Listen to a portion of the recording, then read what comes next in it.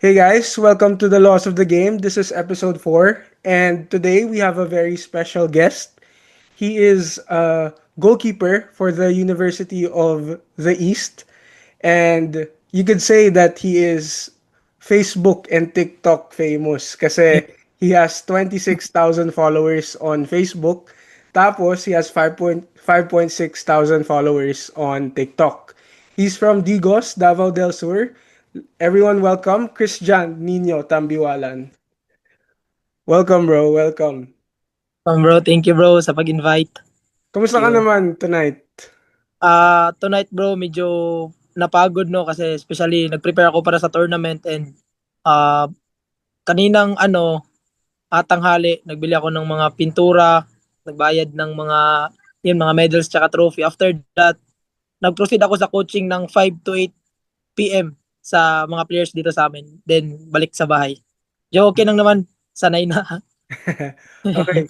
Bago tayo pumunta sa, yun nga, sa tournament mo tapos sa coaching mo, maglaro muna tayo ng game. Before sa podcast na to, nagsisimula tayo with blind ranking. So, yung kay Theo, kung sa kanya, blind ranking sa best strikers, current best strikers. Sa'yo naman, Christian, we're going to play blind ranking. Tapos yung category natin today is current best goalkeepers. Game bro, Okay? So, game. kung baka may favorite goalkeeper ka, baka malagay mo sa 3 or sa 5. Tingnan natin. Okay. Sige bro. So, first goalkeeper, Thibaut Courtois ng Real Madrid. Sa around 3 bro. 3. Okay, 3. okay. Sige. 3. Okay. Second, Arsenal's David Raya. David. 4. 4. 4. Okay. Parang nag-leave ka ng 1 at 2 ah. Okay. Next. Medyo nagsa-struggle sila ngayon pero alam natin na sobrang galing ng goalkeeper na to. Yeah. Yeah. Alisson Becker. Alisson Becker. 2 bro. 2. Yeah. Okay. Next. Nag-mistake siya kahapon against Arsenal Oh. pero kung di ko alam kung nakita mo yon, si Manuel Neuer. 1 bro. For me, 1. 1. So, Yeah. siya yung favorite mo na goalkeeper of all time. Yes bro. Manuel Okay. Neuer. So, tingin mo, gusto mo maging sweeper keeper kagaya niya or parang ine-emulate mo siya? Since then bro, yun talaga yung nagustuhan ko na type of goalkeeper ang pagiging sweeper goalkeeper. Yun yung ina-apply ko rin sa sarili ko when it comes sa mga games. Manuel Neuer fan. Okay, okay. Well, eto na yung last. Tapos, 5 na lang yung position mo. Tingnan natin kung magre-regret ka. Is Gianluigi Donnarumma. Sakto bro, 5. Sakto. Sakto 5. Okay, Akala ko okay. si Martinez. Okay. So gusto mo rin si Dibu Martinez. Yes bro, like around number 2 for me. Wow, okay. Confident na. Okay, okay.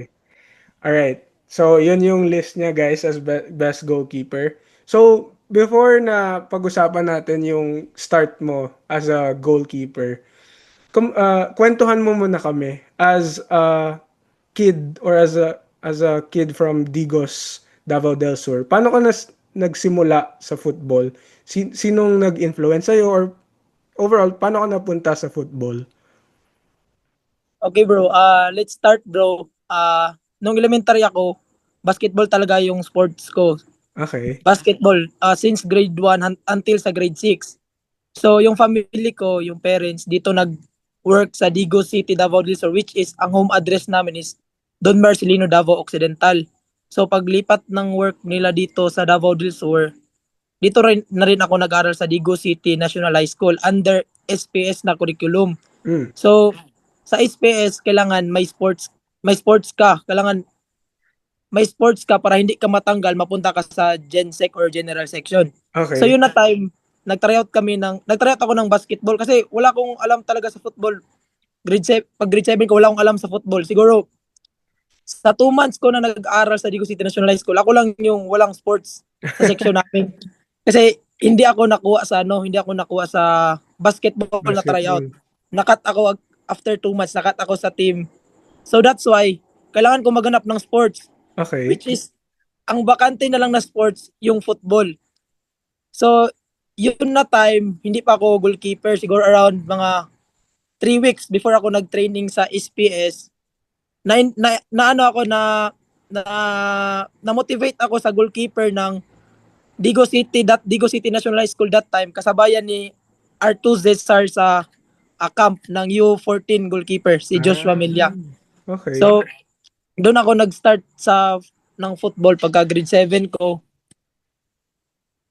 Excuse bro. Doon ako nag-start ng football pagka grade 7 ko. Tapos, yun, kailangan mag-training sa SPS na ma-maintain siya until sa grade 10 para hindi ako matanggal sa SPS na curriculum. So, yun na time, mga around after 1 month, doon ako nag-try ng goalkeeper. So, wala ring idea yung papa ko sa football or especially sa goalkeeper. So, ang unang gloves na binili sa akin, alam mo yung gloves ng pang-welding? Yun yung unang gloves kasi wala siyang idea talaga, wala talaga siyang idea na kahit sa kanya lang kung may gloves, okay na. So, doon na nag-start ng pagka-goalkeeper ko. So, that time also, medyo chubby na talaga katawan ko. Ganun na sa pag-goalkeeper. Until now, ganun pa rin talaga yung shape ng body ko.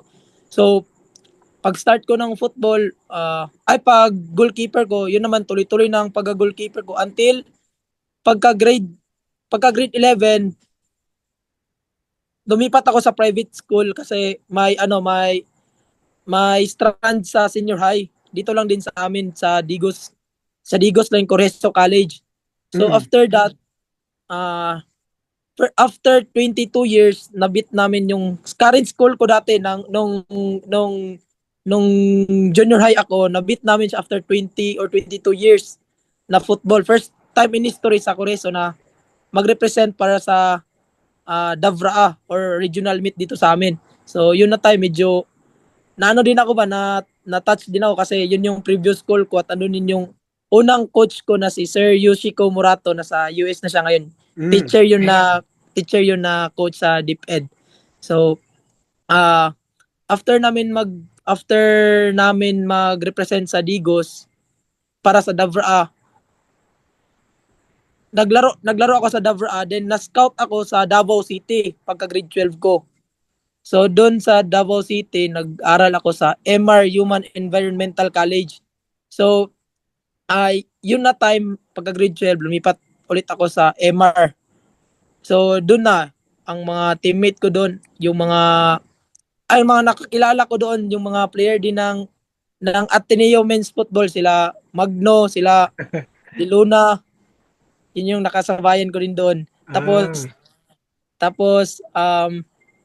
pagdating ko sa MR naman, medyo swerte ako kasi kinuha kong first keeper sa school na yon, and sobrang ganda din talaga ng sobrang ganda din ng offer ng MR as a student kasi yun yung time na nakita ko na nag-scout ng players na halos ilibre talaga lahat. Sobrang ng football sa kanila, sobrang supportive nila sa football. And then yun na time, tuloy-tuloy pa rin ang pagka-goalkeeper ko. So after ko mag-graduate sa college, after ko mag-graduate sa senior high school, gusto ko talagang maka-UAP. Pangarap ko na talaga yung UAP kasi nung grade 8 pa lang ako to grade 10, bago ako mag-training sa field namin sa junior high school ako, nanonood muna ako ng UAP bago may game yun ng hapon eh. So mga first stop nun, alis ako para mag-training. Nakikita ko pa dati sila si Kuya Nano Amita, sila Gadya, narinig ko pa yung mga pangalan nila eh, pati yung goalkeeper ng US, si Frank Reza, and sila Rupert Banya, naririnig ko pa yan dati sa bago ako mag-alis papunta sa training. So yun, nangarap akong mag-UAP that time, kaso dumating yung pandemic. So pagdating ng pandemic, so alam kong sobrang layo ko talaga sa ibang quality ng goalkeeper. Sobrang layo ko talaga sa mga nakikita ko ng goalkeeper. So doon ako naghugot talaga ng strength na mag-extra training. So since then bro, to be honest, diyan na ako naka-start ng goalkeeper coach pagdating ko sa Manila. sa Malaya FC na goalkeeper, year 2022. Simula grade 7 until sa pagka grade 12 ko, hindi ako naka-goalkeeper training talaga. Yung laro lang talaga, yung diretso na laro, wala nang drills, Oo. wala nang yun yung na-experience ko. So um um kasi yung football din sa amin, like pagdating mo doon, diretso na laro, wala nang mga drills. Hindi man sanang down ako, pero yun yung na-experience ko. Oo. Pagdating doon, laro lang until matapos ang game. Wala nang same na na-experience ko sa Manila na may drills mo na bago laro. Dito pag alas 3, laro na yan hanggang hindi na makita yung field. Ganun yung football sa amin. So, sa pag goalkeeper ko naman, medyo yun, nanood ako sa mga YouTube, TikTok, kung ano Mm. yung para improve sa sarili ko. So, 2021, may nag-recommend sa akin na try out sa TUP. So TUP. yun, nag-try out ako sa TUP Manila. So, nakuha ako sa TUP Manila, bro. And yun, akala ko doon ako gagraduate talaga sa TUP. Tapos, gusto ko talagang makakuha sa UAP. Mm. So, naglaro ako ng tournament dito sa amin year 2021 din, pero nasa TUP na ako nag-aaral noon. Na-scout ako ng Malaya FC. Malaya. After na-scout ako sa Malaya FC, pinapunta ako sa Manila early 2022. So doon na yung first ko sa Manila talaga ba, yung first experience ko doon talaga sa Manila. So yun, ang hirap ng sitwasyon ko sa Manila kasi ang kalaban ko sa posisyon si Jansoy, si Daig, Ah. si Luis at saka si Diliosa. Pero yun na time, kinuha kong second keeper. Ang first keeper noon, si Janso, yung MVP Oo. na Yeah. last season, si Mol. Yan yung first teammate ko dyan sa Malaya FC. So, may times na switching kami or may times na siya talaga yung pinapalaro. So, okay lang din sa akin kasi especially nasali ako sa lineup, which is sobrang grateful na ako noon. Kasi sino mag-aakala na wala akong goalkeeper coach na na-experience dati tapos nakarating pa ako sa YFL, which is naririnig ko na rin dati yung YFL kahit dito pa lang ako sa probinsya. So, yun na bro, na ako sa Malaya. So, naawa si Tita Meldy sa akin, yung ng Malaya, isa sa mga head ng Malaya board, si Tita Meldy, yun talaga yung nag-push sa akin na kaya kong kaya kong mag-compete, kaya kong isyo kung anong meron ako kasi andito na rin ako daw sa Manila, ba't ko pa hindi kukunin yung mas mataas pa na level. Mm. Tapos bro, yun na time after ng YFL, 'di ba may ticket na ako pauwi dito sa Mindanao kasi ang plano ko dito muna sa Mindanao pag mag face to face na ang TUP tsaka ako babalik sa Manila. Oo. So, yun na time nag-try out ako sa UE. Ay Mm. hindi, una akong nag-try out sa Adamson. Una akong nag-try Adamson. out sa Adamson. So pagpunta ko sa Adamson, hindi agad ako pinalaro kasi may residency. Kasi ang kailangan nila, yung maglalaro na sa UAP. Mm. So, pinapunta ako, pero hindi naman ako nagagalit. Pinapunta ako, chinat ako na papuntahin, pero hindi lang ako pinasali sa training. Nanood lang ako. So, medyo, sa side ko na parang na-down ba. Pero hindi ako nagsama ng galit ng loob. Parang na-motivate ako ba?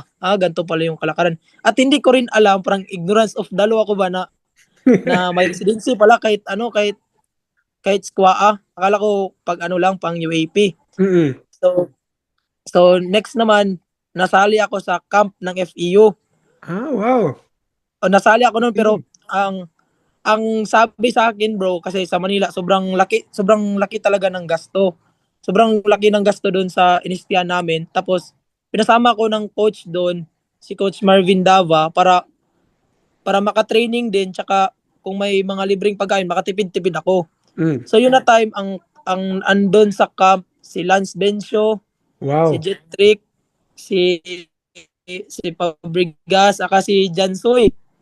So sa akin naman kasi ang na-remember ko na try out doon is stats talaga ba, kinukuha talaga nila yung stats, yung mga beep test, yung gaano ka mag-dribble with the ball. Yeah. Yung stats ko bro, sobrang good daw talaga sabi ni coach. Kaso ang problema sa akin, yun talaga residency. So, ang Residency. dalawang residency yun na time si si Andres tsaka ako, pero ang napili si Andres, pero alam ko na talaga na hindi ako makukuha doon kasi sobrang tatangkad ng mga kalaban ko sa goalkeeper doon eh. Tas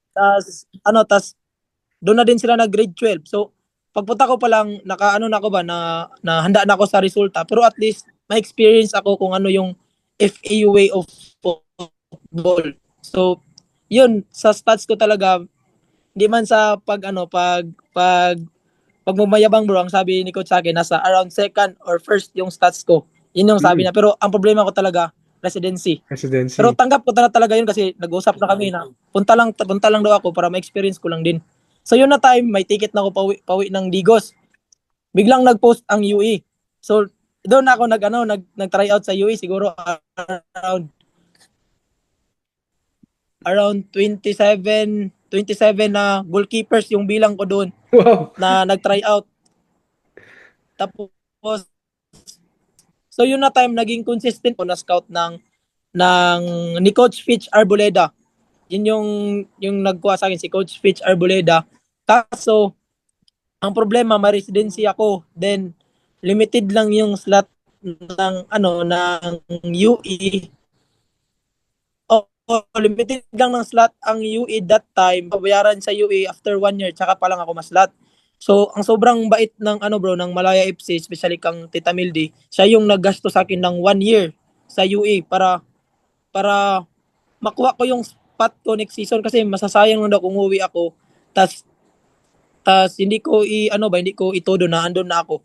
So siya nagbayad sa akin pang allowance ko, pang tuition ko sa dalawang sem ko kaya na ako sa makuha ako sa UE na slot as a varsity nila. Tapos di ko din talaga malimutan na experience yun. Sa last day ng tryout talaga, sa labas kami ng field na tulog ni Marmo din. Labas ng blue pitch, yung may park doon sa gilid, doon kami natulog para makuha lang sa last day ng tryout. So, yun lang yung bro, yung experience, yung mga ko. Wow, actually napaka-interesting ng story mo. Pero balik tayo sa Digos ng konti. Ni-mention mo si Artuz Cesar. Paano naman kayo nagkakilala? Tapos sabi mo parang you took inspiration from him nung kahit mga 14 years old pa lang kami. Ay kayo. So, ano naman yung experience mo sa kanya at an early age? Na si Artus pala, tsaka yung ini-inspire ko dati, Hmm. magka-team sila sa national team pool. Sabay silang nag-training. Pero yung taga-Digos na goalkeeper, na-cut siya. So Okay. parang nag-usap-usap kami ni Artos na, kilala mo to si ganto, kilala mo, yan yung idol ko na taga-Digos na goalkeeper dati. So yun na time na na parang nag-LinkedIn ba na parang small world lang talaga to. Tapos si Artos, yung unang experience ko sa kanya, nakalaban ko siya sa anong game yun? Pilipinas Cup sa sa Pampanga. Ang team niya noon, GOM, tas ako, nirecruit ako ng Ateneo de Davao. Ateneo Okay. de Davao. Tas nagkalaban kami ng GOM. So sobrang galing talaga ni Artos until last season niya sa UAP. Sobrang galing pa rin talaga. Sayang nga Okay. hindi nag-pro. Okay, okay. So, okay, Christian, tanong ko lang, like, aside from yun nga, yung mga inspiration mo kagaya sina Artus, how about yung mga napapanood mo? Sabi mo nga sina Kadia, sina Rupert Banya, sino yung mga pinaka earliest mo na inspiration na sabi mo na gustong gusto ko mag UAAP dahil sa mga tao na to? Honestly bro, hindi goalkeeper bro, kundi winger bro, si Rupert Banya. At Okay. saka si Gayoso, yun talaga na tandem dati yung ko. Na Mm. grabe itong level. Yung laro pa nun parang sa Ateneo pa yun na UAP yung nakikita ko na laro. Sobrang Banya Gayoso talaga na tandem. Yun yung ko. Ah, okay, okay. na mas na-inspire ako. Kasi palagi kong naririnig sa ano talaga sa TV din. Mm. Okay. Okay, okay. So, okay, yung next question ko naman, bro. Alam mo, sabi mo nga, yung sa experience mo sa FEU, sabi mo na, parang ang tatangkad ng mga goalkeepers na kalaban ko during tryout. Naisipan mo ba ever in your young career na magpalit ng posisyon dahil kunwari, yun nga, sabi mo yung sa height mo? Or parang pinursige mo talaga ang pagiging goalkeeper despite sa height mo?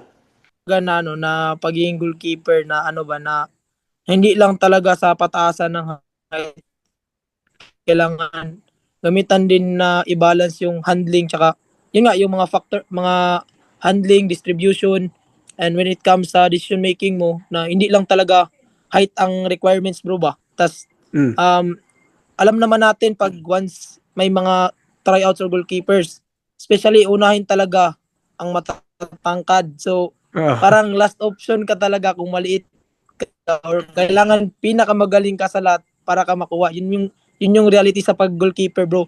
Sa based on my experience talaga. So when it comes naman maglipat sa ibang posisyon, uh, also bro, si Coach Frank gusto niya akong ipa-striker nung bago pa lang siya sa UA kasi minsan pag ah, naga small-sided small-sided games kami, mga around 4v4, 5v4. Pag naka-receive ako ng bola, pinupush ko sa depensa din i-try kong mag-shoot ba. Minsan nakaka-score ako at nakaka-assist kaya gawin na lang kitang striker.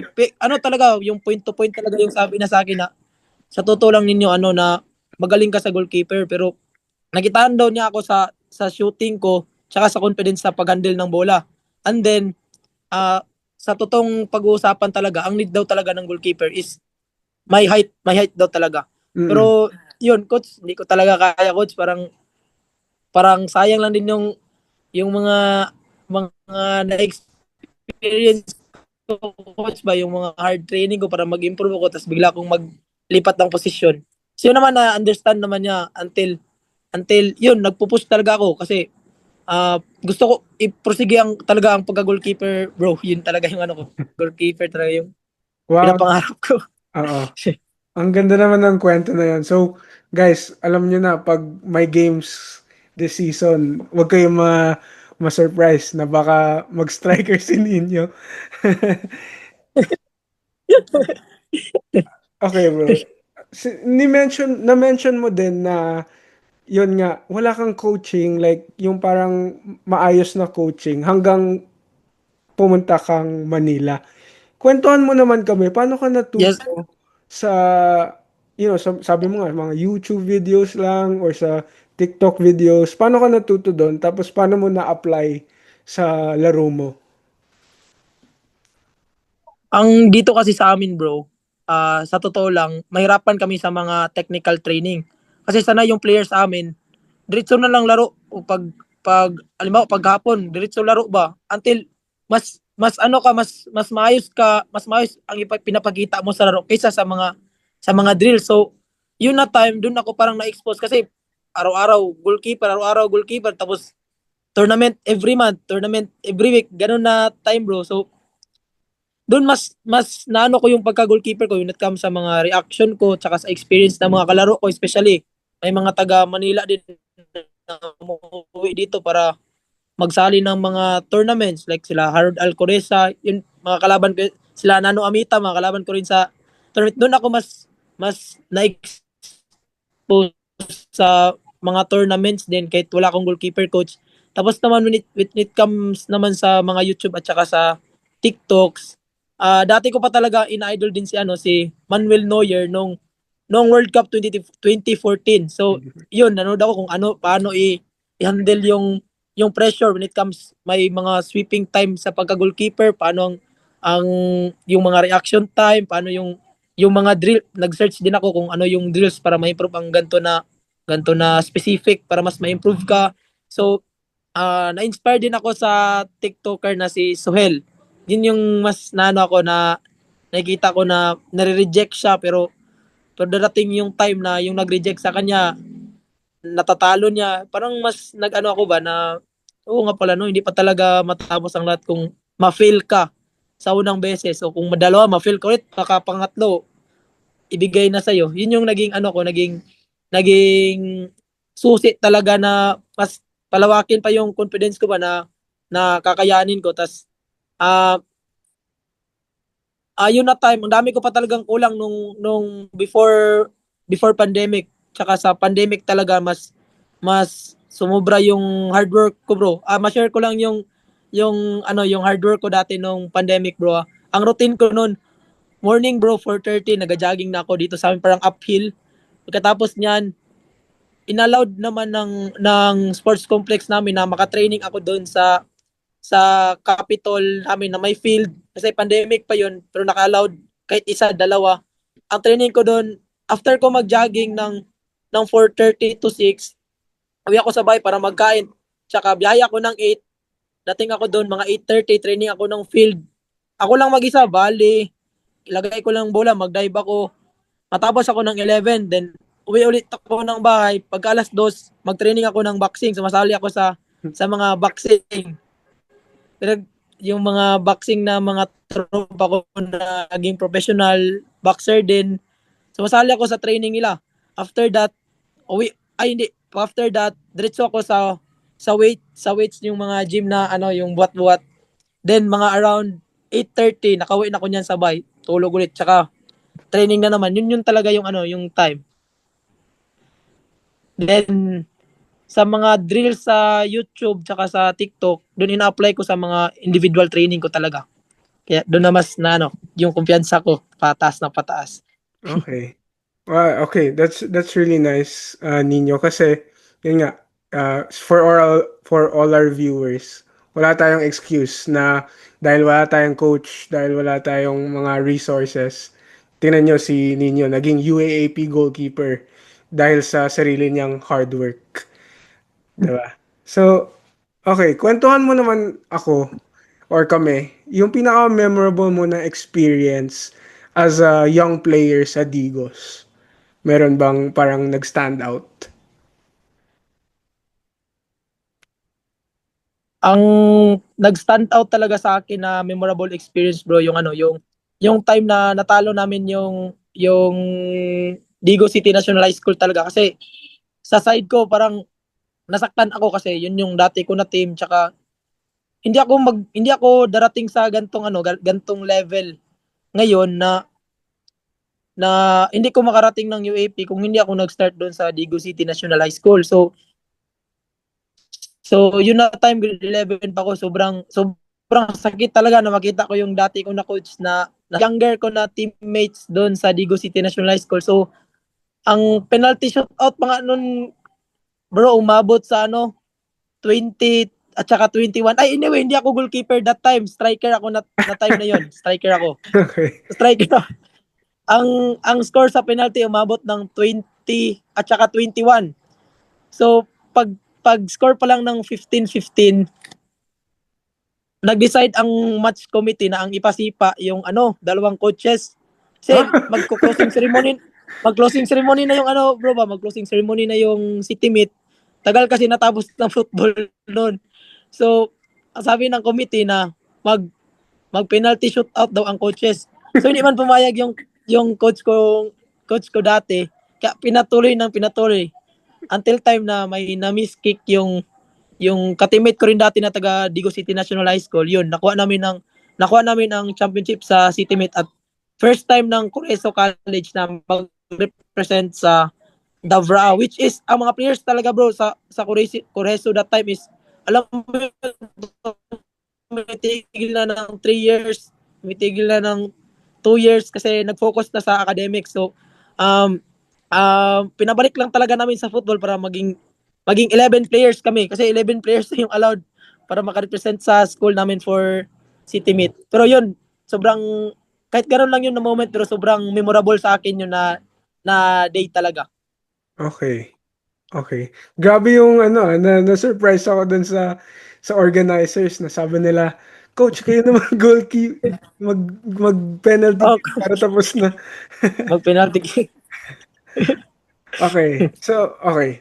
yun nga, yun nga, kwento mo na sa amin kung paano ka napuntang Manila, tapos, yun nga,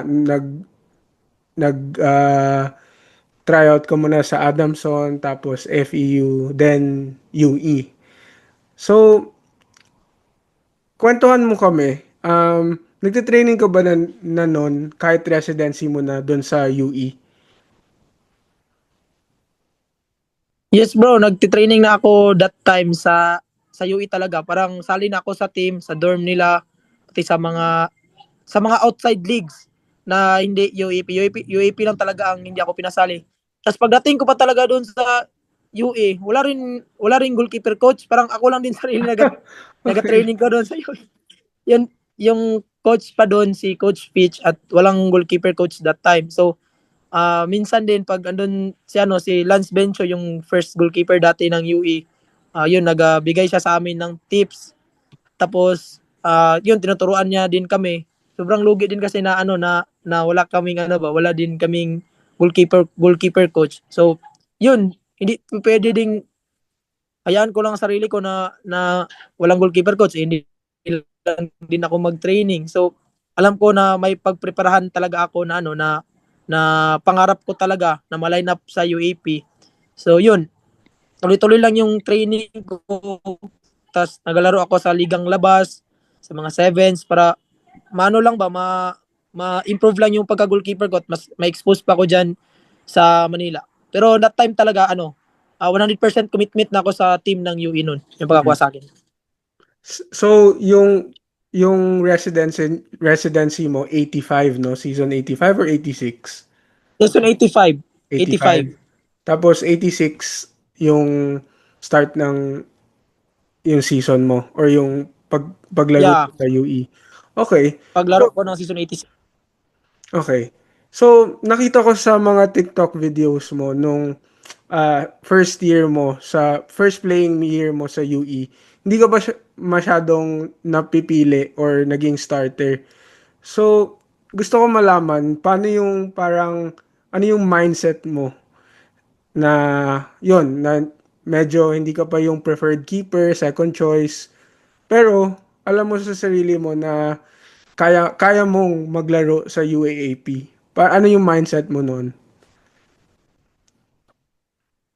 Ang mindset ko talaga bro na darating lang din yung time na makuha ko yung deserving na spot para sa palaging pinapalaro bro ba, kasi okay lang sana sa mga field player kasi pinapalaro naman sila kahit mga 20 minutes, pero sa pag goalkeeper talaga kailangan mong tapusin yung game kasi pag papasukin yung isa parang masira yung momentum ng goalkeeper na yun. So Oo. ang mindset ko talaga noon, yun na time, yun yung nag-pursue talaga sa akin na hindi lang ako hanggang dito na so yun na time, na amateur smart bumaba kasi ako na time, tanggap ko rin sa goalkeeper coach namin that time. So medyo sa akin yung season 86, medyo fitness issue talaga sa akin yung season 86. So uh, yun na naranasan ko rin yung mga tawag doon, marami namang nagtiwala sa akin, marami namang mag-push na kakayanin ko. So ay ma-share ko din pala bro, nung game namin ng Angliga, ako yung naglaro against Adamson. So sobrang ganda ng pinakita sa akin noon. May nag-offer sa akin na professional team sa Oh, Indonesia. Pero hindi ko ginrab wow. kasi gusto ko talagang mag-UAP pa that time. Mm, Bali bro, ang nangyari, nagpunta ako sa sports ng UE na, sir, pwede po bang mag-grab ako ng opportunity na ganito? mm, Tapos babalik lang din ako pagkatapos. Gusto ko rin talaga sir na makapagtapos ng pag-aaral ba, kasi baka ma-injury ako, yun yung sa isip ko. Tapos hindi ako nakapagtapos ng pag-aaral, useless lang din yung pagsagab kung mag-pro ka sa ibang bansa, tapos pagbalik mo dito, kung papayagan ka ba sa UAP. mm. So ang sabi ng Gab, hindi na daw pwede kasi pag pro ka doon, pro ka na daw pagdating dito, hindi ka na eligible sa UAP. Tsaka doon lang din ako na-shock na pwede na pala ang pro makalaro sa UAP pag 1 year residency. Ngayon yung na pwede na pala. So, yun na time akala ko na yung maging starter na ako pagka season 86. May achievement pa ako no na nag-champion ako sa Sevens Division 1, tsaka nakuha ko yung best goalkeeper ng Sevens. So parang ano lang din ba, parang lesson learned din sa akin na mga achievement kasi ginawa ko parang laylo muna kasi nakuha ko na tong ganto. Kaya doon pagdating ko ng January, yung pag first training ni Coach Frank at saka ni Coach Pen, parang nakita nila na ano yung katawan ko ba, medyo mataba. Pero ang katawan ko talaga dati, ganun pa rin talaga na medyo mataba na ba. Pero yun, this is football. Kailangan tanggapin kung anong desisyon ng coaches. So kaya push pa rin ako ng push. Until 2027, hindi pa rin ako naging first choice goalkeeper. Kaya yun yung challenge sa sarili ko na kailangan ko pang mag-push talaga. So yun lang ano bro, yun yung Okay, okay. So, yun nga na pati sa 87, sabi mo hindi ka pa masyadong nag nakakapaglaro doon. Pero ano naman siguro sa first two seasons mo as a UAAP player, ano yung pinaka natutunan mo or pinaka naging observation mo na kailangan mo pang galingan or kailangan mo pang improve para, para eventually this season nga, sabi mo na yung next topic natin, yun, maging starter ka na. fitness daw talaga yung makuha ko yung sobrang payat pa talaga ng katawan ko ba. Yun yung pinupush ko talaga sa sarili ko. Hindi na ako kumakain, ganun ba yung parang nag-jogging pa rin ako pero hindi pa rin talaga ako ano ba, extra training, hindi pa rin talaga ako yung parang yung sobrang liit talaga ba. So, yun na-observe ko rin na ano na kailangan kong mas makuha yung stamina kasi puro kami din takbuhan. Kasi minsan pag nagatakbuhan din, ako talaga yung pinakahuli. Pero matapos ko talaga yung row and may araw din na may araw din na nakakasabay ako. Pero hindi talaga yung ibig sabihin na na na bagsak ako pero hindi sobrang bibilis din magtakbo ng player ng UE bro ba. Mm. Tas doon nakasabay naman ko sa mga takbuhan. So hindi talaga ako yung nauuna, nasa uli talaga ako palagi. So yun lang din yung factor talaga na hindi talaga ako na starting sa pag-goalkeeper. So wala, it's coach's decision and Mm. kailangan ko ring i-respect kasi yung coach ko eh. Okay. Yeah, speaking of coach nga, si Frank Muescan, um, kwentuhan mo naman kami, how is coach as a, yung pagsasama nyo everyday, tsaka na rin yung as a person, ano yung mga lessons na binigay niya sa'yo, no?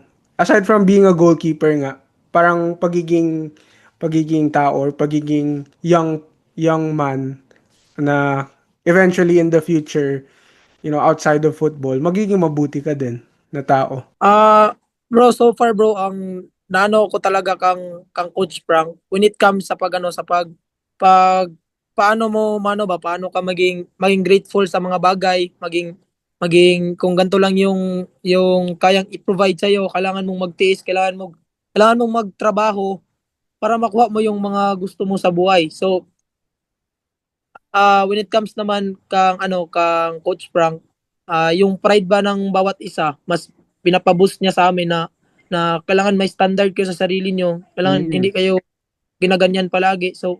So yun parang nalagay ko rin sa isipan ko na tama din pala si coach, hindi habang buhay na parang nasa baba lang kayo, kailangan nyo din mag-step up para sa sarili nyo. Tas aside from that, ang nakakayos din kang Coach Frank is yung prangka talaga, sobrang prangkahin ka talaga na sa harap-harapan para matauhan ka, then yun ma-apply mo talaga sa real life mo. So Mm. um yun pa sa when it comes naman sa mga finances, si Coach Frank nagbigay din sa amin ng advice, tsaka kung walang-wala talaga kami, pinabigyan kami ng mga trabaho na coaching, assistant niya kami.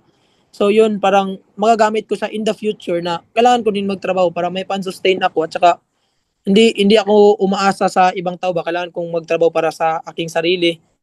So, ano naman talaga yan, bare minimum, pero mas maganda talaga, mas ma-experience mo talaga sa sa sa reality.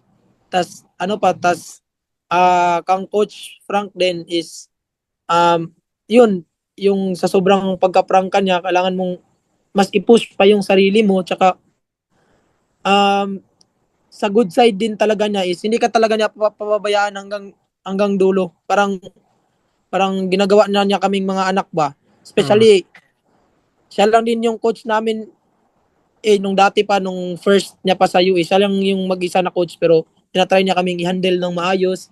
So hindi lang din puro football yung yung tinuturo niya sa amin, pati naman yung disiplina outside the field, yung yung mga bagay na dapat namin baguhin kasi yung culture talaga namin is hindi masyado dang okay. So pinatry niyang ma-change yun para makuha talaga namin yung yung parang pangarap na ng objective talaga ng team ba. Mm. So yun naman, may din, at all the time na positive, may negative din naman kang coach kasi um parang hindi pa niya alam yung buong yung proseso ng UE na sports. Parang nanibago rin siya ba na ganito pala kasi syempre pam UP tas naging UE. So hindi niya masyadong mas natutukan sa amin yung ganun, yung yung pamalakad ng UE. Tas um hindi ko alam kung positive ba to negative pero grabe yung ni coach, yung training niya ba, yung sobrang taas ng load, pero alam ko naman na para din yun sa amin din may pangarap din talaga sa amin.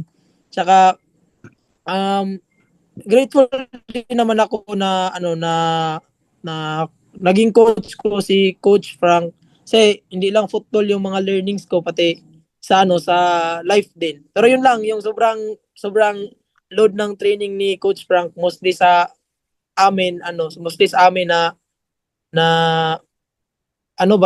nanibago din, parang nape-pressure ganun, ganito pala yung training na kailangan dito sa UE. Pero overall 9 out of 10 yung rate ko kay Coach Frank. Totoo, Okay. 9 out of 10. Okay. Okay. Wow, yun nga. No, so yun nga, short kwento ko lang. Nag-start akong student manager ng Ateneo season 85. Tapos nung time na yun wala pa si Coach Frank, 'di ba? Medyo yun nga, sabi mo nga na parang na-notice ko din na parang walang masyadong sistema nung 85, season 85. Tapos, yun nga, parang yung mga results hindi masyadong nagpapabor sa UE. Pero nung pagpasok ni Coach Frank nung season na yon ata, tapos yung season 86 tsaka season 87 until now, parang kahit yun, admittedly naman na hindi wala pang masyadong resulta yung mga games ninyo, parang nagpe-perform kayo ng magaganda sa mga games na yun. Parang super competitive nyo. Yun yung na-notice ko about UE ngayon. At dahil yun nga sabi mo kay Coach Frank. So, yun, hopefully na in the future, as well as this season nga, na mag-perform pa kayo well. Tapos mag-translate yun sa points. Di ba? Yun. So, okay. Next naman ninyo, hindi natin pag-uusapan yung season 88 masyado ngayon. Kasi yun nga, na ongoing pa, ayaw natin ma-jinx yung mga next games natin or next games ninyo. So, kwentuhan mo lang ako, how was it or how is it being a starting goalkeeper? Ano yung pakiramdam mo nung sinabi ni Coach Frank na first 11 ka na, galingan mo, parang ganun. So bro, yung feeling na yun bro, parang natanggalan ako ng tinik sa paa bro ba. Yun, yung na time pagkasabi ni Coach Frank na ako yung mag-starting sa first game ng UAP against UP yun eh. So yun yung mindset ko talaga na kailangan kong ipa-prove na deserve ko talaga yung spot na to, kasi sobrang dami din talagang nag-ask bro, bakit ako naging bangko sa dalawang season. Then may may mga offer din sa ibang school, pero ayaw ko din talaga maglipat ba kasi yung time na hindi ako kinuha ng ibang school, UE lang talaga yung meron sa akin kaya naging loyal din ako. So um, sa feeling ko sobrang ano talaga, sobrang sobrang saya ko, then sobrang proud ako sa sarili ko kasi sobrang daming struggles na dumating sa akin, tsaka yun na time nabigyan ako ng spot as a starting ng UMS football team. So uh, parang parang thankful din ako kang God kasi yun, nabigyan ako ng ng blessings na yun. Sobrang naging blessings na talaga sa akin na maging starting goalkeeper that time. So yun, hindi ko man gustuhin na mag-sub din yung mga kapwa ko na goalkeeper na sila Yen at saka si Pamatian. So ganun talaga, sinasabi ko ganun talaga prangka ng reality ng football. Kailangan natin magkompetensya pero in a good way na kailangan mag-improve tayo, hindi yung magsisiraan tayo para ako mas starting, ikaw hindi. So kailangan ko din yung suporta niyo. So yun, um, sa sobrang saya ko noon, nag-chat ako sa parents ko, ma, ako yung magsa-start again sa UP, ako na yung starting ng UE. Kasi nung mga time na yun, nanood din talaga sila palagi kahit hindi ako pinapalaro. Sasaya lang yan sila pag nakita na ako pumapasok.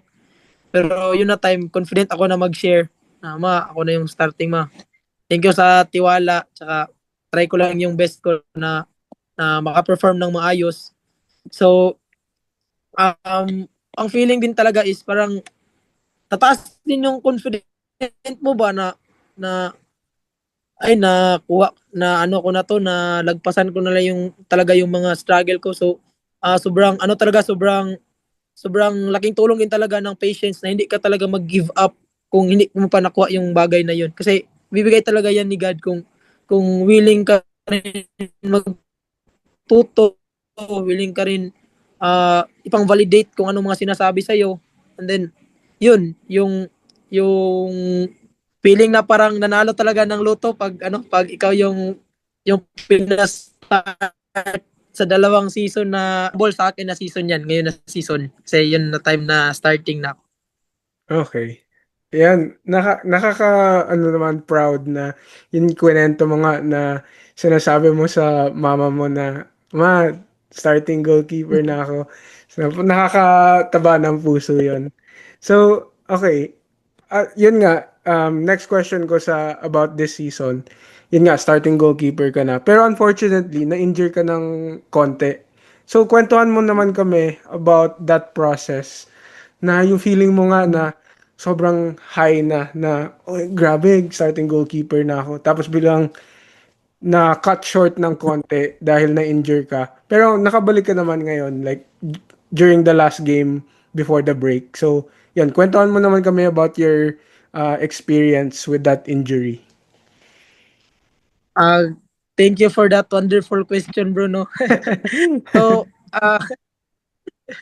So, bro, yun na time talaga, sobrang na ako, sobrang pigado na ako. Sobrang pagod na din yung katawan ko kasi puro ako straight 90 minutes na pinapalaro, tsaka may mga tune up games at saka training pa kami noon. Tapos yung injury ko na talaga before, bro, is andun na yun, yung hamstring ko, may injury na talaga ako hamstring nung residency pa lang talaga, residency pa ako. Mm. So yun na time parang yung paglabas ko pa lang sa pagdala sa stretcher, nawalan talaga ako ng ng malay. Parang sa sobrang sakit ng paa ko, hindi ko na talaga hindi ko na talaga nakayanan. Parang nakatulog ako ng sandali, tsaka nakailap na ako pag andun na papasok sa dugout. So sa isip ko baka ito na yung sa isip ko baka si injury ko na to talaga din ng mga medic doon na baka tear na yan kasi injury mo na pala yan before. Tsaka pag nila inawakan, talaga ba yung parang maka-feel talaga ako ng sakit. Tsaka yun, kailangan ko daw ipa-check up talaga, ipa-check up. Then sabi ko ayaw ko kasi nung first year ako, matakot ako sa bro ba, sa hospital. Kaya hindi na ako bumalik doon sa doktor kasi sobrang bata pa kasi ako noon sa pagdating ko sa Manila. Takot ako sa baka bubuksan yung pa ako. Kaya hindi na ako bumalik nung first. So ngayon pag injury ko noon, 4 na araw talaga akong hindi makalakad. Doon na talaga ako sa dorm na kain, higa, tsaka naiinggit ako pag may laro sa UAP na sana makalaro pa ako diyan, no. So yun bro, 4 days ako hindi makalakad talaga, tsaka pagka within 5 to 6 days nag-start na akong mag yung bands. Pinabands ko na kung masakit pa ba o hindi. And ang nakaganda din talaga sa injury na yun kasi alam ko na ba kung paano siya alam ko na kung paano siya natural remedy paano yun. Nagano din ako, yung parang naniwala din ako sa mga yung mga tawag doon, mga binisaya na style bro ba, yung parang pamprobinsya na mga healing style. Yun yung mga mga haplas, hindi ko lang alam anong Tagalog doon. Yun yung nilalagay ko, binigay yun ng ng tita ko na taga Davao Occidental. So yun yung ginagamit ko pag may masakit sa katawan ko. So yun na time, after 7 days siguro, pinilit talaga ako ng student manager ko na na magpa-check talaga sa doktor ba, kasi kailangan ko daw ng na makita yung resulta. So hindi pa ako pumunta noon, nagnood pa ako ng laro ng na naka scratches. Binalik ko na yung scratches kana alam ko na kasi paano ko na maglakad. Yung nakita pa ako ng medic, sabi niya, patingin daw ng result ng pinaano mo sa doktor. Ma'am, hindi ako pumunta ba? Kaya yun natin binigyan ako ng reseta. Ay, parang papel yun na emergency, kailangan na. So yun na time na hamstring injury din si Francis Maturan. Kaya ang purpose ko talaga sa natsamahan siya. Parang na din ako na, sige, pa-check ko na lang to para naman. So yun, yung pagdating ko sa doktor, yun, chine-check niya ako, tas parang hinawak-hawak sa dito sa akin yung parang mga machine, ginaganon niya.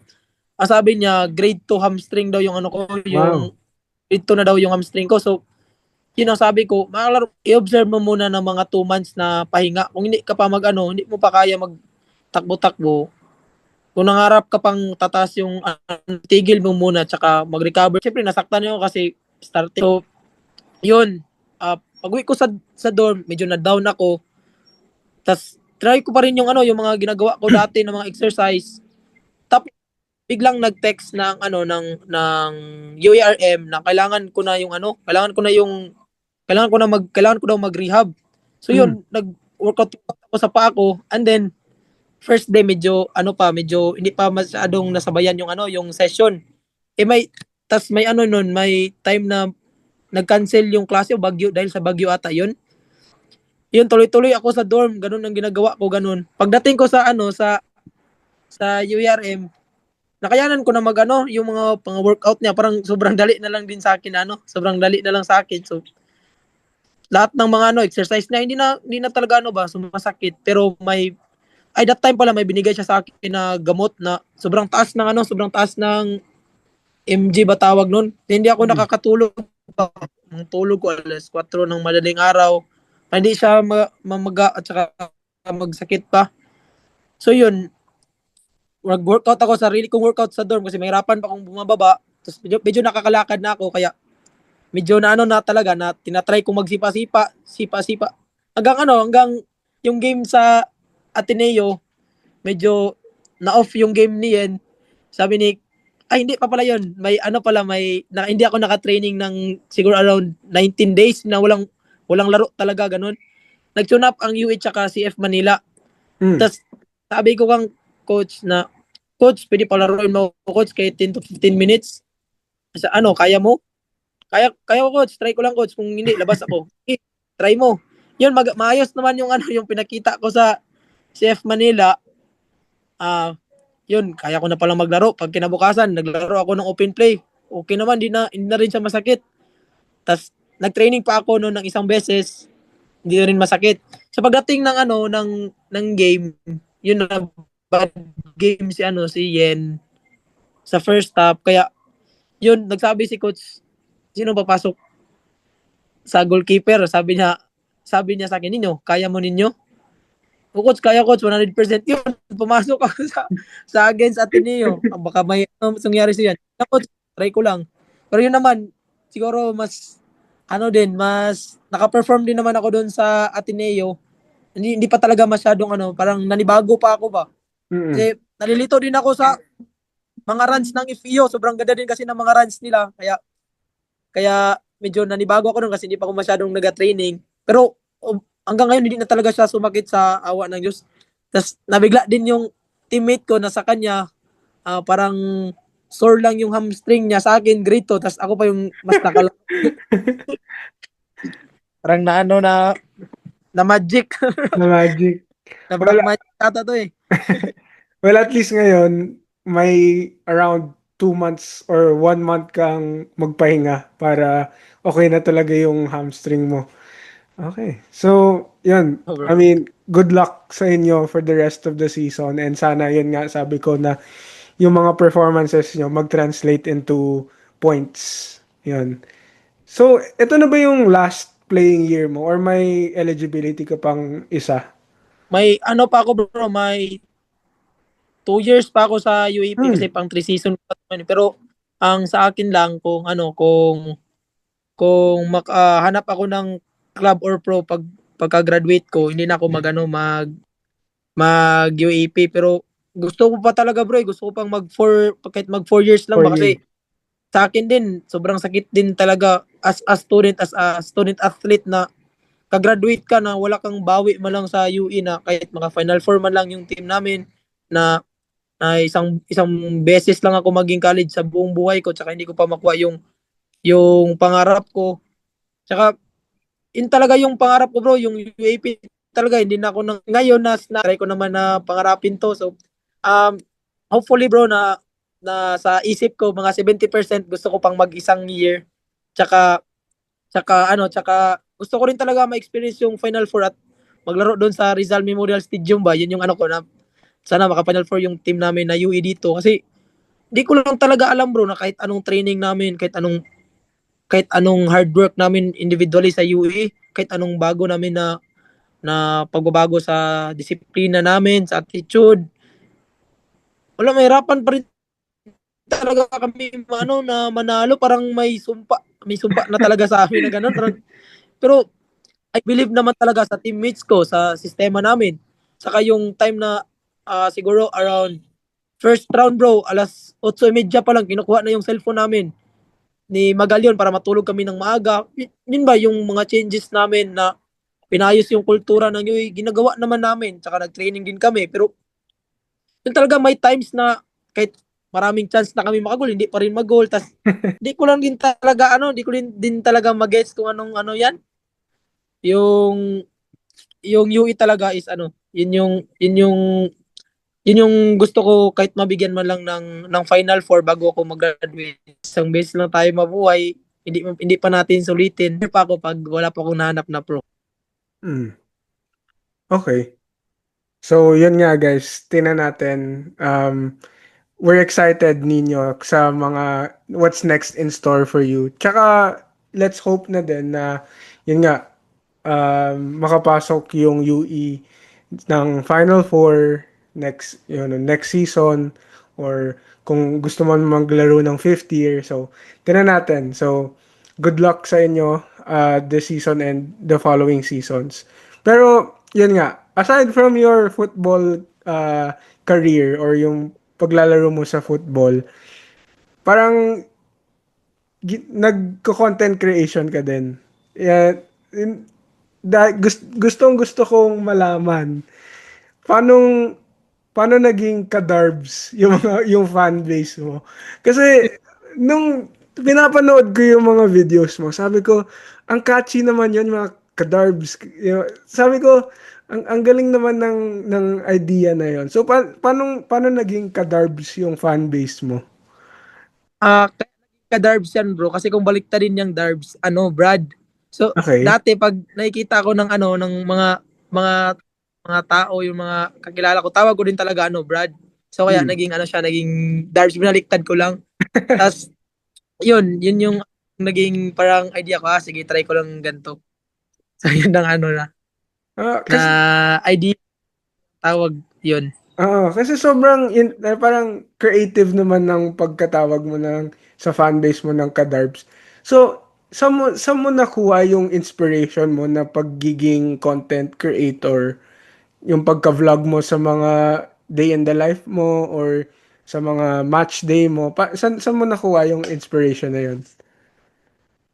Ang nakuha ko yun na inspiration bro is kang Paulo Bugas talaga kasi Coach Paulo. So, nakikita ko rin dati na nag-vlog siya. So, parang ang ganda nito na na style kang Coach Paulo ah. Pero ang nakikita ko sa vlog niya is parang nag-success na siya sa career niya. Parang marami na siyang napatunayan. Nag-champion na sa UAP, nagkapag-pro na siya. When it comes na tinry kong na tingnan mo yun sa sa bio ko sa page ko na journey to a football maging maging professional player someday. So, yun, what if kaya mag-vlog ako na ng mga proseso ko sa football career ko until makuha ko yung pag-pro. So, parang nakakagana din siya sa ibang players na pwede palang magganto no na kahit kahit sa simpleng pangarap makuha mo yung gusto mong marating, yung makuha mo yung potential mo talaga as a player. Tsaka um nanonood din ako ng vlog ng ng UE na basketball player dati si Paul Artade. Nakikita ko din yung mga vlog niya kaya mas na-inspire ako na try ko lang kaya baka mag-click din to. Pero hindi talaga ako yung nagsimula na mag-vlog ako. Yung naglaro ako ng tournament sa sa Lantana Pulumulok. May batang lumapit sa akin na yeah, nakita niya raw ako sa Ang Liga, Smart Sports. Naglaro daw ako doon sa Ang Liga na game, tsaka UAP player daw ako kaya pwede ko yun pwede makita pwede ka mag-video-video na na yung lifestyle ng UAP player, ano yung ginagawa niyo na training, ano yung mga ginagawa mo sa araw-araw na lifestyle as a student kasi nangarap rin daw siya ng ganto. Hmm. So, hanggang ngayon, kilala ko pa rin yung bata niya. Pakala nun, Kian Padilla, taga General Santos City. Hindi ko yun makalimutan. Yun yung nag-start din na, na mag-start ako mag-video-video na i-vlog ko yung, yung content na yun. So, until no, natuloy-tuloy, hindi ko lang alam na mag-click pala sa mga football players. Kaya, yun, mas marami palang nag-message, na-inspire daw sa mga video kaya mag-post pa daw ako ng video. So, yun na time talaga kaya din ako nag-start sa simpleng suggestion lang. Hindi ko talaga Wow. mayain nga talaga ako dati bro mag my day ganon. Pero ko na mag-public speaking bro, mag-story, mayain ako yan dati pero yun may nag-suggest lang kaya tinry ko na try ko Ah, nang mag-vlog. okay. So, may nakikilala or may nakikilala ka bang mga fans mo sa paglabas mo sa UE or doon lang sa mga mall? Meron ba nag-approach sa'yo? Sabi, Kuya Ninyo, idol ninyo. Honestly bro, meron na bro. So parang naano din ako ba parang naano din ako sa parang may negative side din talaga tumagan to kasi dati bro ako pag naglaro ako ng tournament, focus talaga ako sa tournament na yun. Ah, Pero inisa ng ako ng tawag doon ng winta ganun. Pero ngayon pag pumunta ako sa mga tournament, daming hindi ako naselan sa taga Perma pero grabe no dati pag upo lang ako dito walang kahit nagapansin sa akin manood lang antay lang ako sa game namin. Tas ngayon sobrang dami ng pila bro cup ng mga jersey ng mga gloves, mga shin guard, pati skin nila, pinapapirman din. So, sobrang dami nila. Alam mo yung feeling na in-announce na yung team nyo, andun ka pa rin, nagapirma ka pa rin doon para matapos lang. Tapos pagkatapos ng game, alis ka na naman, magpirma ka naman ulit sa kanila. Pero na-inspire ako sa mga ganun din. Pero yun lang talaga, parang nanibago ako para sa ganito, hindi pa ata ako handa. So kailangan kong kasi parang feeling ko, nag-grow na talaga yung pag-vlog ko kasi may mga nagapapirma na. Tsaka pag naman sa mall, ah may 3 beses at akong na-encounter. Nung unang encounter ko is kasama ko pa yung ano ko, yung jowa ko that time eh. So, si Kata mo, kahit dito sa amin, may nakilala siya. Pumunta kasi ako ng Sultan Kudarat, may nag-approach sa akin para magpirma. Pinuntahan niya yung mama niya kasi magpapirma daw sa akin tsaka magpa-picture. So, yun, sa mall may nagakilala na rin sa akin ng mga na-encounter ko. Pero alam ko talaga na football player din. Tapos pati dito sa amin pag nagasakay ako ng tricycle, eh, hindi siya football player na ano niya ako na ligos na sa UAP na nag-vlog. O yeah, ako yun, picture din kami. Tsaka ano rin sa airport din, sa airport ng NAIA. Pagpasok ko may mga football player din na parang may mga laro sa sa ano yun na laro ata yun, parang Singa Cup ata, may nakilala din sa akin. May picture din parang na ano ako ba, grabe parang sino lang ako dati tapos ngayon may ganto na pala. Tsaka sa ano, sa school, meron din sa school yung mga hindi ko yun hindi ko yun talaga kilala kasi sobrang mga high class din ng mga estudyante sa UE ba. Yung may FISIB kami na study, nagabenta ko ng mga ng rice mill namin. Kailangan namin yun mabenta kasi para sa course namin na mapasar namin yung subject na yun. May nakilala din sa akin na ano, uy, pag bibili ako, ilagay mo ako sa ano, sa video mo. Hindi ko yun kilala ng mga ano, hindi ko rin kaklase. Tas parang grupo sila ng dentistry na nagkakilala sa akin. Tas yun, mga picture, kapala yung content, tsaka daming, maghahingi ng maghahingi ng ticket na manood. Yan, follow na kita pag hindi mo ako binibigyan ng ticket din. Pero overall, na sayahan din talaga ako na grabe dati kahit maglaro ko parang wala lang, parang ganun lang ba, laro lang ng laro. Saka ngayon, may nag-inspire na sa'yo, and then may negative side lang din talaga na kailangan mong maayos talaga yung performance mo, maayos yung napakita mo sa game, parang may pressure din sa'yo na what if pangit yung performance mo, sabihin din ng mga followers mo na, pangit naman yung laro na, ba't yan, idolo. Yung parang yun yung may side din sa vlogging, tsaka rin, may instances na na parang need mo talagang bigyan ng konting yabang yung mga caption mo bro para yung clickbait ba na sinasabi Okay. na angasin mo yung caption mo kahit hindi ka ganun na hindi mo gusto pero kailangan mong gawin para yung engagement mo is tuloy-tuloy pa. Pero yun overall naman na may konting tayo na may nakilala sa atin. That's really nice, bro. For me, I wish you more success. Kasi, yun nga, nakaka-inspire talaga yung story mo. Tapos, yun nga yung sinabi mo, na mention mo. Tapos, na-inspire din ako na ini-embody mo talaga yung pagiging student-athlete mo. Nakikita ko nga sa vlog mo na bago kayo mag-games, nagbebenta ka pa ng rice balls nyo bago mag-games para lang makapasa sa isang subject mo.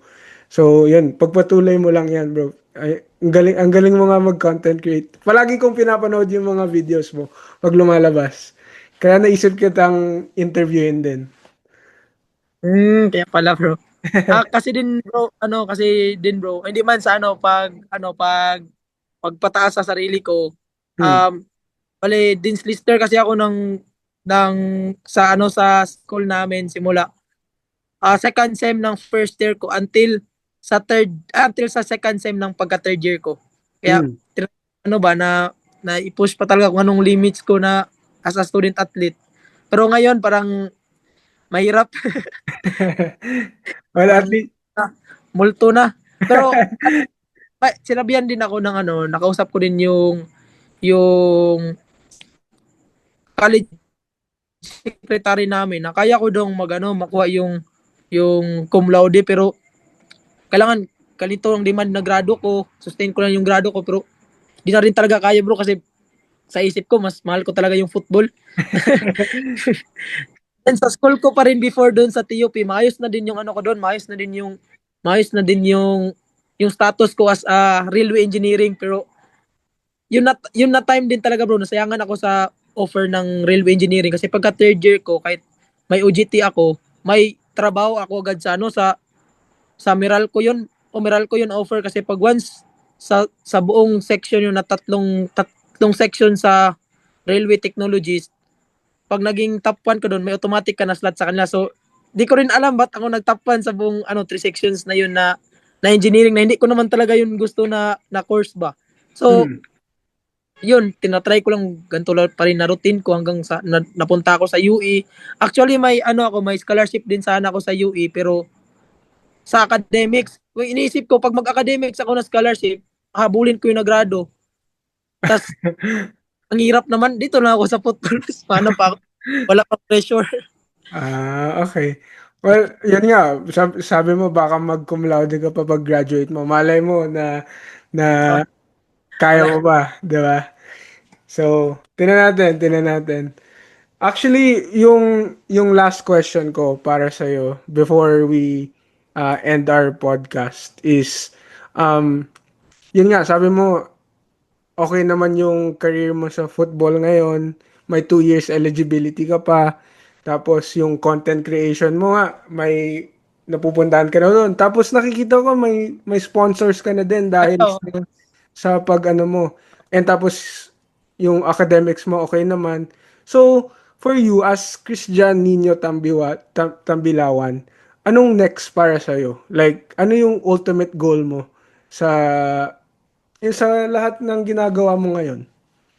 so ang ultimate goal ko talaga bro is yun mabawian ko yung pamilya ko kasi yun yung start talaga ng kaya ako nagkaganto yung parents ko. Then gusto ko talaga bigyan ng magandang buhay yung family ko na mabawian sa lahat ng struggles ko tsaka ah sa ano naman sa lifestyle naman gusto ko yung parang mag-angat pa yung ano ng pamilya namin ba parang asenso pa kahit pakonti tsaka mabawian ko yung mga tulong nila and then I want sa football din naman gusto ko rin talaga maging professional player at especially maka-professional sa ibang bansa talaga tapos yun na mas maganda yung career ko sa football tsaka um yun may business ako para magamit ko din yung course ko at uh, may common goal din talaga sa football community dito sa amin na maka-provide pa ng ibang football player dito sa province namin na makapag makapag UAP or maka NCAA kasi sobrang daming masayang talaga na mga players dito and gusto ko ako yung maging bridge na makuha nila yung pangarap nila and not just only sa amin na lugar pati sa ibang karatig din ng mga probinsya na pwede palang magganto. Tsaka goal ko din talagang bro na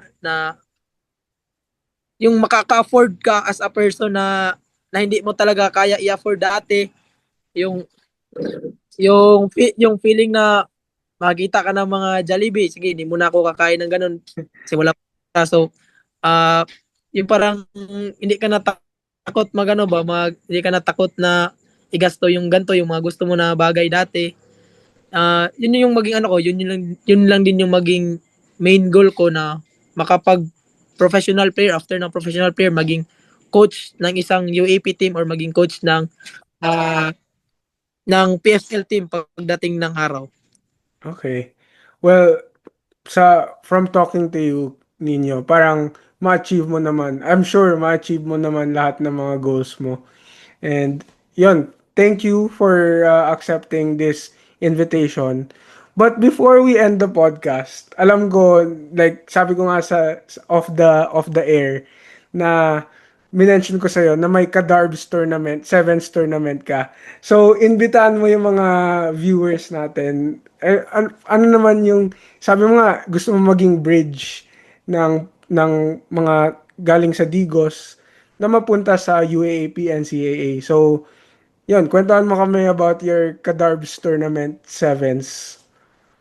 So actually bro naisip ko yung Kadarbs tournament kasi dito sa amin ang daming not to brag other tournaments daming tournaments dito sa amin pero kunti lang talaga yung opportunity na ma-scout ka sa ibang team tsaka pagkatapos ng tournament na yun nag-champion ka pero what's next yun naisip ko what's next after mag-champion ka saan yung yung next mo, kahit mag-champion ka ulit sa ibang probinsya, siyempre, hindi ko yan binabrag kasi kanya-kanya naman tayo ng pangarap eh. Malay ko, hindi na yun pangarap. Pero alam ko talaga na sa kahit 10 players na yun, may 2 o 3 na nangarap talagang maging UAP player, maging pro player, maging NCAA player. So, naisipan ko talaga na na what if i-try ko rin yung tournament na may scouting.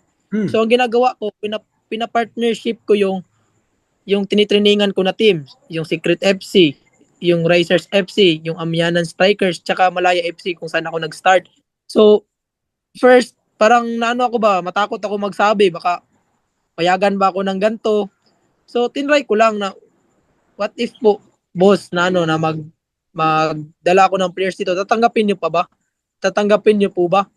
Oo naman, basta kailangan maayos yung disiplina at saka may ipakita talaga sa laro, yung competitive ba? Mm-mm. Pero what if na na na maganap ako doon ng kakilala ko kahit hindi pa masyadong magaling. So, sige lang, itry mo lang. Malay natin, dito yung gagaling sa sistema. So, yun, pwede pala. Tapos, lumipat na naman ako ulit sa Secret FC. So, yun, willing din sila mag-help to get para sa akin. So, sige, try ko lang din. So, yun, sa Amyanan, kung saan ako nagko-coach, pumayag din sa Risers, kung saan ako nagko-coach. Kaya naisipan ko na, sige, itry kong magpa-tournament na mang-scout ako ng players, kung sino yung deserving sa tournament na yun, yun yung bibigyan ko ng chance na dalahin sa Manila, which is ang small profit ng tournament. And ito yung gagamitin ko pang ano nila ba, pang gastos nila sa ticket kasi sobrang mahal din sa Manila yung mga kakainin. So, um, sa akin lang din, yun yung balik ko sa football kasi sa kunting chance na yun, kunting chance na yun dati, malapit nang akong mag-graduate dahil sa football. Yun yung parang give back ko. So, yun sa financial naman, may nalikom ako na hindi masyadong malaki sa sarili kong pera talaga na sariling ipon ko na try kong i-invest kaya baka mag-click. Tapos yun, may mga sponsors ako, not financially, but yung mga mga spike pag sa MVP, sa Men's Open, mga gloves sa Men's Open. Naisipan ko din yan, i-message yung mga boss ko na, boss, what if para mas maganda yung namin, pwede mag-offer ka ng ganto na sa MVP, bigyan mo ng sapatos, kahit kung sinong mag-champion diyan, may percent na less, para mas na market din. Tsaka sa gloves, baka sa mga best goalkeeper ng tournament, lisan mo ng 30%, parang mag-meet tayo ng halfway ba. So, yun, pati sa rad, pag may rad na jersey, may less sila sa registration fee. Tsaka sa Malaya, willing to support talaga sila 100% pag may ako na player na recommend. Tsaka may mga nagpa-solicit ako sa iba kong mga kakilala, yung mga parents ng pina-private session ko. Yun, suportado naman talaga sila, pero overall talaga na finances diyan, ah sa akin talaga na finances kasi may conflict lang sa nakausap ko before na willing siya mag-finance, kaso medyo nalitan lang siya ba sa pag-post kasi medyo busy din ako. Pero tinry kong, sige, what if ako na lang. So um yun, tinry kong i-balance talaga na masustain kasi andun na yung field, maayos na field, tsaka yung yung sobrang ko lang talaga, confident na lang talaga na makuha to. Kasi before pa bro, siguro at the age 20, nag-organize na talaga ako ng tournament. Around nasa 200 teams or 160 teams. Pero hindi yun sarili kong gasto, which is gastos yun ng provincial government of Davao del Sur. Mm. So, yun yung nakaganda dati kasi lahat ng gastos sa provincial, kahit registration fee, wala kasi lahat na nang binibigay ng province. 2 taon akong naging organizer. So far, lahat naman ng teams medyo okay yung impact sa pa-tournament ko. So may konti lang na problema pero naayos din naman.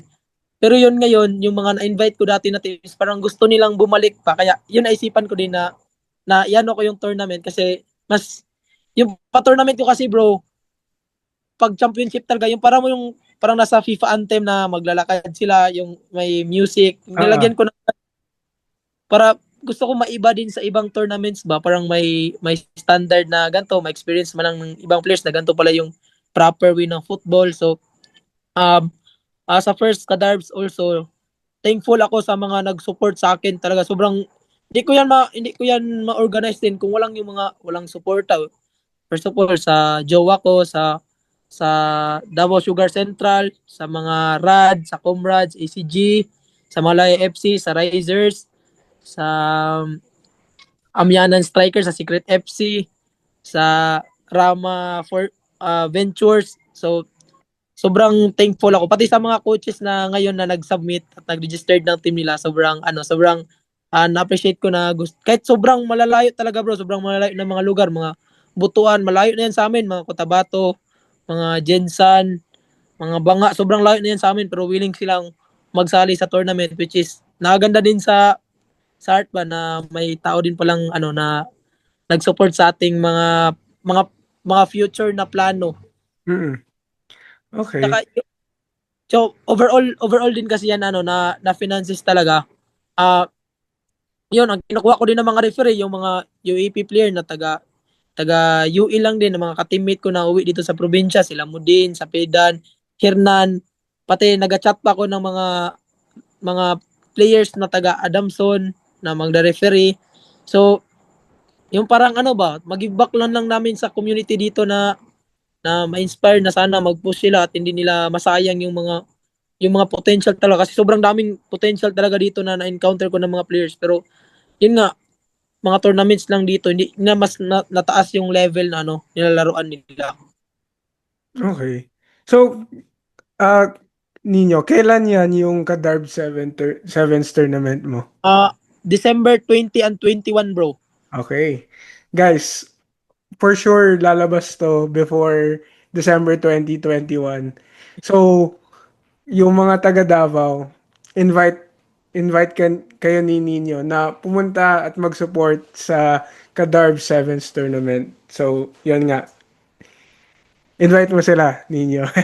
Ay, sa mga kadarbs natin diyan na nasa Mindanao, ini-invite ko po kayo sa first Kadarbs football tournament and ah sana makita ko kayo at makita ko yung potential ng players nyo and I hope na walang conflict sa araw na yon, walang mga problema. Kung mayroon mang problema, madali natin yang ma-resolve and sana malayo yung players sa mga injuries. So, as our organizer, as a head talaga ng pa-tournament na yon, kailangan ko din yung supportan nyo, kailangan ko din yung mga suggestions no para mas okay yung flow ng tournament na yon. I'm willing also to learn ko yung mga suggestions nyo and um, ang kailangan ko dito is ang supportan nyo para mas maganda yung progress ng event. So, sa mga hindi pa nakita sa poster ko, baka makita niyo tong video na to and paki-follow na lang sa Laws of the Game po and sana mas mag-grow din yung mga football creators dito sa bansa natin kasi yan yung isa sa dahilan kaya mas may marami akong nakikilala. So, in-invite ko kayo na mag-join sa tournament and I will try my very best na hindi kayo magsawa sa tournament na yun kasi parang doon na mag-start ang pangarap ng bawat football players dito sa ating probinsya. Okay. Yan, guys, you heard it nga na magandang cause talaga yung Kadarb Sevens tournament and hopefully na ma-scout tayo ng mga players galing sa sa Mindanao tapos malay nyo eventually sila yung magiging next na national team player. So, yun. Thank you again, Nino, for your time. So, before we end our podcast, we would like to play a game. So, yung game na lalaruin natin ngayon is, hindi ko alam kung nakita mo yung episode kay Leo, pero yung yellow card, red card, or play on. So, magbibigay ako ng mga scenarios, football scenarios sa'yo. Tapos, sasabihin mo sa amin kung yellow card, okay lang, play on. Sa red card, bawal na bawal yon. Tapos, masa-send off ka na. Or play on, na hindi kailangan ng caution, hindi kailangan ng yellow card, na okay lang yon. So, Ready ka na ba? Mag-start na tayo? Ready na bro, ready na. Okay.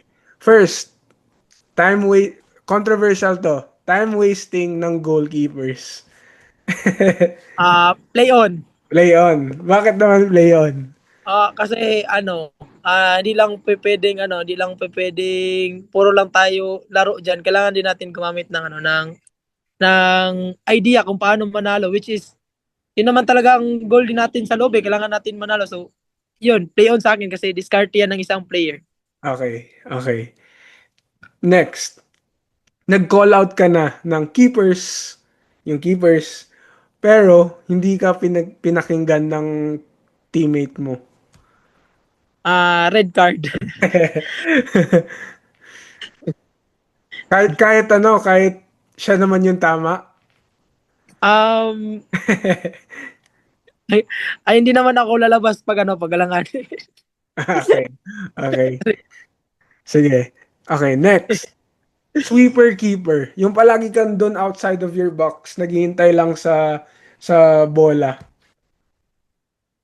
For me, yellow card. Kasi not all the time andun ka dapat. Kailangan mo din ng saktong distance talaga. Kasi may Okay. times na maayos yung sumisipa kayo sa'yo, kagaya ng mga kagaya nila Paulo Bugas, tsaka nila Carino na biglang mag-shoot ng mga ganun na bola. Ay, hirapan ka. Yellow card for me, warning. Okay. Meron ka na bang time na nag-sweep sweep sweeper keeper ka? Tapos ano nangyari doon? Nagka-error or mistake ka na ba noon? Actually bro, yun yung first time na nangyari talaga sa akin, yung paglabas ko kang Ryan Lim against Oh. Ateneo. Yung paglabas ko, parang sinadya ata to nila na parang ipa-backspin yung bola para sa harap niya, kasi mostly sa pag-sweep ko yung malalakas na bola papunta sa akin, then i-clear ko. Yun na time, parang umikot yung bola na pabalik sa kanya, kaya pag-sweep ko parang sobra yung katawan kaya na goal. Sabi hindi ako makatulog ng mga awang gabi talaga. Parang nasaktan. First time ko yun na naisahan talaga. Ah, okay, okay. Okay, next. Goalkeepers, nagtataunt sila during penalty kicks. Ginagawa mo ba 'yon? Hindi bro.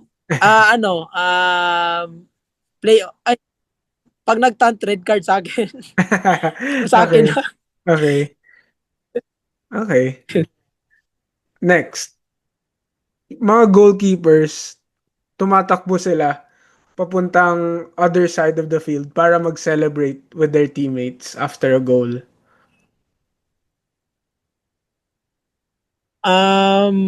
For me, play on. Play on. Ngayon, ginagawa mo ba 'yon Play or on. doon ka lang Ah, kunwari sa mga defenders ka lang nagse-celebrate? Nagawa ko lang yun bro, siguro sa na-remember ko yung sa 11 aside kasi sa 11 aside malapit lang kasi ma-celebrate ko talaga minsan, pero pag sa UAP talaga nagawa ko ata isang beses nung pang fourth goal namin against Ateneo yung first round. Oo. Parang sobrang na proud talaga ako sa pinakita noon na time sa team ito, kaya naging celebrate ako doon. Okay. Pero usually hindi mo ginagawa 'yon. Hindi ko talaga yung ginagawa, yung parang magtakbo doon na na sabay nila, hindi ko yun na Oo. Okay. Next. Mid-game snack. Nag-mid-game snack ka na ba before? Habang nag-game, nagutom ako. Kain muna ako ng mga banana, ganun. wala bro, um red card bro. Red card. Bakit naman red card? Parang ata mo, parang mabigat ata yan sa chan ba? Pagkain Okay. mid-games na for me na pagkain mo, parang sa tubig pa nga, nabubusog na kung gano'n. Parang Okay. kaya saging. Okay. Last. Yellow card, red card, or play on. Players not following goalkeepers' wall instructions. Um, Play on bro, for me. Kasi, Oh, okay. kasi not all the time din bro tama yung goalkeeper, kasi dapat intindihin ko rin talaga minsan kung ano yung sitwasyon ng defender. Although nakikita ko yung nangyayari sa labas ng field, pero hindi ko alam kung ano yung sitwasyon discussion dun sa malapit na distance. So, for me, it's Hmm. yun. Okay. Kala ko kasi mag-yellow card ka or red card ka kasi yung yun nga it means 'di ba most of the time yung mga goalkeepers yung nag-aayos ng wall. Pero Oo. yun nga sabi mo na-understand mo din yung mga from their perspective baka iba yung tingin nila na okay. Okay, that's all we have for you today. Nino, thank you so much again. Um, yon, before we go, you have to recommend to us sino yung gusto mong makita next sa Loss of the Game podcast. Sino yung gusto mong Sino yung ma-interview next? Kahit teammate mo, kahit ibang school, sino yung gusto mong makita? basta sa UAP lang, bro. Kahit sino sa football community, kahit sino sa football community. Um, gusto ko si ano, bro, si Jed Lauron ng Ah, Adamson. Adamson.